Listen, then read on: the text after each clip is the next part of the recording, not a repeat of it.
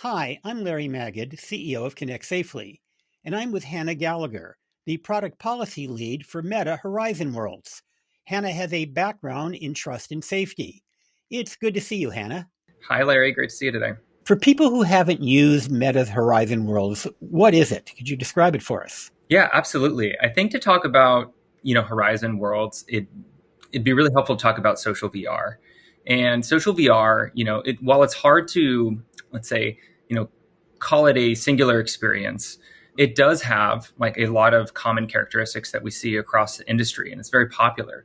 And essentially what it is these, virtual environments that lets people connect, interact with each other, and have shared experiences in real time. If you can imagine, Horizon Worlds is a universe of thousands of worlds that contain different types of experiences. And it can be anything from multiplayer games to more of a social hangout or a comedy club. Regularly, there are sports events. There's also concerts that are hosted in Horizon Worlds. I think there's a misconception about VR in that it's isolating.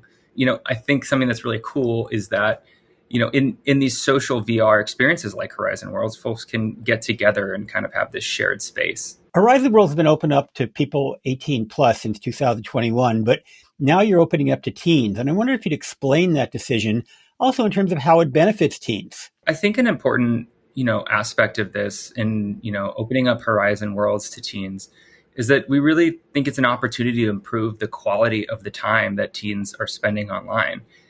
By providing them these virtual environments where they can learn, they can explore, they can connect with other people and shared experiences.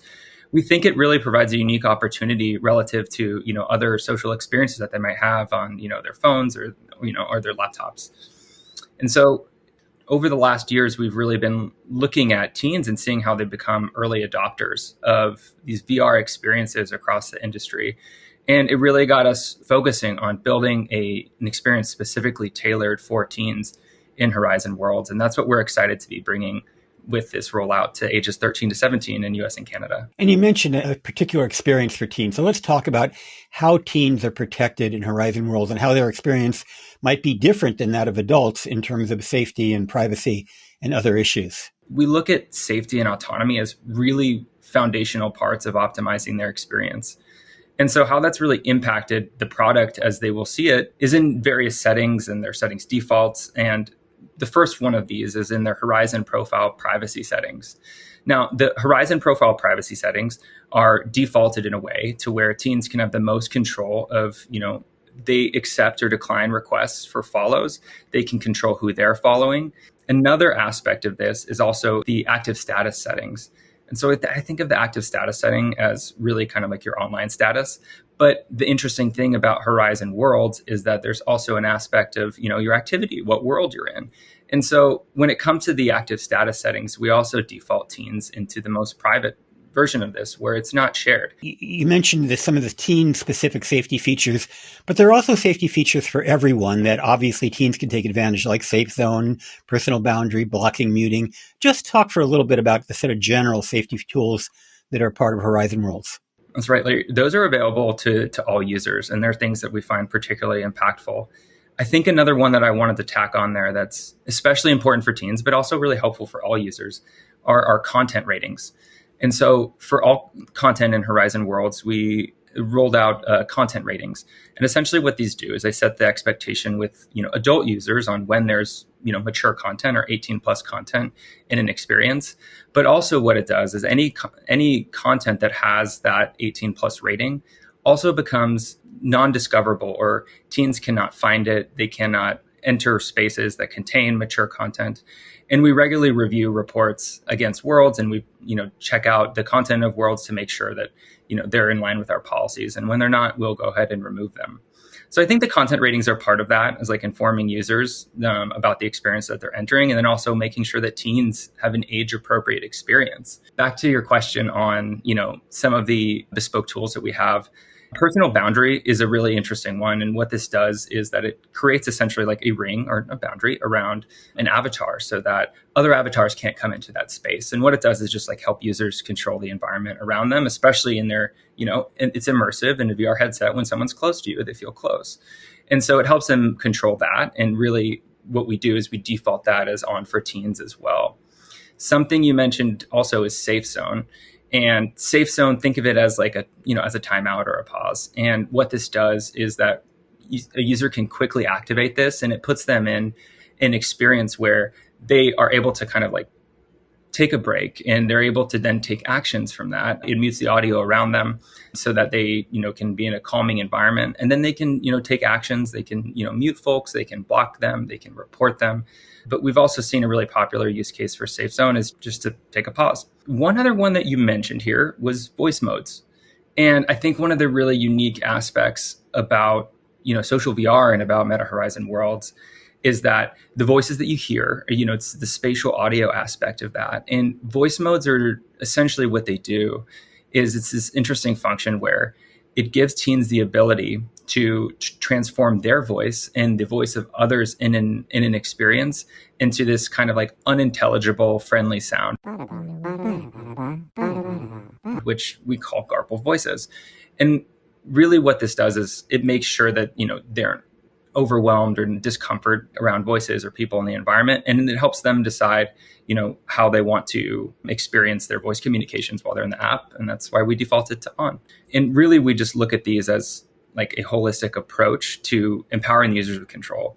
There's another aspect of this, which is investments that we've made in community guides and key hubs in Meta Horizon Worlds that are there they can take moderation actions, but they're also there to educate and support users where they're at, especially if they're new users to VR, and help them in their experience.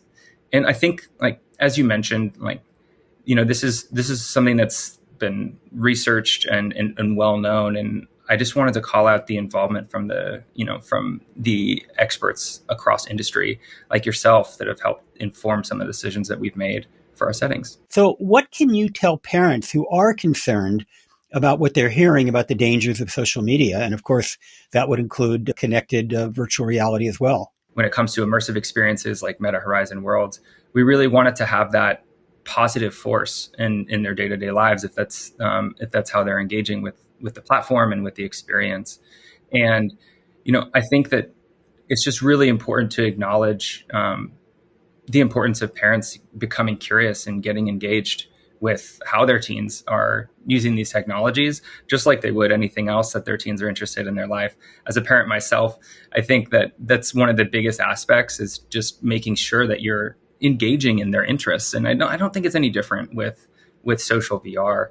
And that also helps build an understanding of, concerns that may be raised. So what are some issues that teens face in social VR? Yeah, I think, some of the issues that teens face in VR are not different from, issues that are experienced in the real world.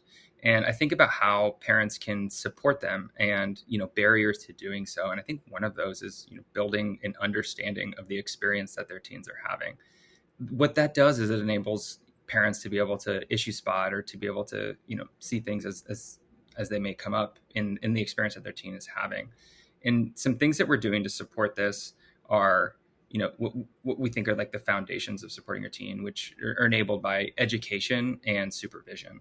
And so on the education front, we are expanding our Meta Family Center to include a Horizon World specific family center that will include resources and helpful pointers on, the user controls that we have, the safety features, and how we're supporting teens. And we think this really will help not just parents and guardians, but also teens, become educated about how the app works. And this is all before jumping in. I think another thing to mention here is how we've built in education into the app and experience itself. And that's an important part of this especially while you're in headset, is making information readily available about the experience and the controls that are available to users. And that's something that we brought into mind when designing this. Now, on the other side, with the supervision aspect of supporting teens, we've expanded our VR parental supervision tools, and we're launching some specific tools for Horizon Worlds. And what this will do is it'll help parents be able to become connected to their teens as they set up their accounts, and really help enable that they understand their teens' privacy settings. They're able to start a healthy conversation about safety in VR. And we think that by providing these educational and supervision resources, it really, sets up parents, guardians, and teens for success in navigating these immersive experiences and learning. And, it's kind of exciting to think that you, Meta, and to some extent anybody who has your products are in a very early stage of development. I mean, VR has been around in an experimental sense for decades, but it really is just starting to take off. And the Quest is really the first really kind of popular headset, and we're going to see more, and we're going to see more development in VR. Can you give me a sense of where we're going with this in terms of VR in general, and more specifically, social VR like Horizon Worlds?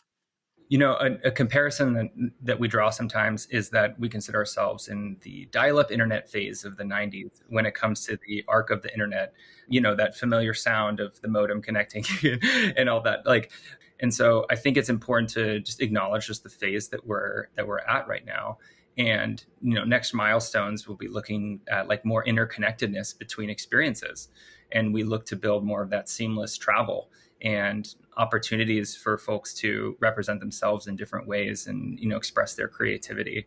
Those are kind of some things that we think of on the horizon. But I think an important aspect to call out here is just the fact that like Meta is not doing this alone. Just as the internet was not built by any one company, the metaverse will be no different, and it'll take deep, meaningful collaboration from across not just industry, but across policymakers, across experts, researchers, and most importantly, the people who are using these apps, like the people who are engaging in them, and the feedback that's received and the stories that we hear.